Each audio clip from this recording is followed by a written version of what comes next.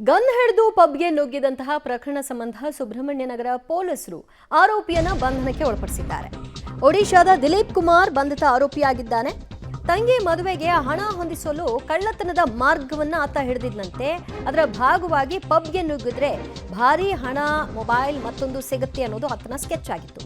ಹಣ ಹೊಂದಿಸುವ ಸಲುವಾಗಿ ಜಾಮಿಟ್ರಿ ಪಬ್ಗೆ ಆತ ನುಗ್ಗಿದ್ದ.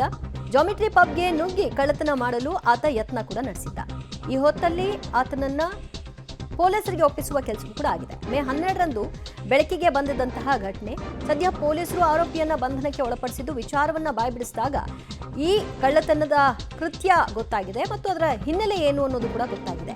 ಒಡಿಶಾ ಮೂಲದ ದಿಲೀಪ್ ಕುಮಾರ್ನ ಬಂಧನ ಆಗಿದ್ದು, ಆತ ಹೇಳ್ತಾನೆ ತನ್ನ ತಂಗಿಯ ಮದುವೆ ಇದೆ, ಮದುವೆಗಾಗಿ ಹಣವನ್ನು ಹೊಂದಿಸಬೇಕಾಗಿದೆ, ಆ ಕಾರಣಕ್ಕಾಗಿ ನನಗೆ ಸುಲಭ ಮಾರ್ಗ ಇದು ಅನ್ನಿಸ್ತು, ಅದರಿಂದಾಗಿ ನಾನು ಪಬ್ಗೆ ನುಗ್ಗಿದ್ದೆ ಅಂತ ಆತನ ಸ್ಟೇಟ್ಮೆಂಟ್ ಆಗಿದೆ.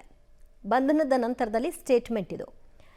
ಆದರೆ ಎಲ್ಲರೂ ಕೂಡ ಕಳ್ಳತನ ಮಾರ್ಗವಾಗಿಯೇ ತಮ್ಮ ತಮ್ಮ ತಂಗಿಯ ಮದುವೆ ಮಾಡ್ತಾರಾ?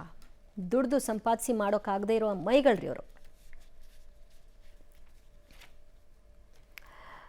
ಸದ್ಯ ಸುಬ್ರಹ್ಮಣ್ಯ ನಗರ ಪೊಲೀಸರು ಪ್ರಕರಣವನ್ನು ದಾಖಲು ಮಾಡಿಕೊಂಡಿದ್ರು. ಅದಾದ ನಂತರದಲ್ಲಿ ಆರೋಪಿಯನ್ನ ಬಂಧನಕ್ಕೂ ಕೂಡ ಒಳಪಡಿಸಿದ್ರು. ಆದರೆ ಈ ಅಟೆಂಪ್ಟ್ ಅಲ್ಲಿ ಆತನ ಗನ್ ಏನಿತ್ತು ಅದರಿಂದ ಯಾರಿಗೂ ಕೂಡ ಶೂಟ್ ಆಗಿಲ್ಲ.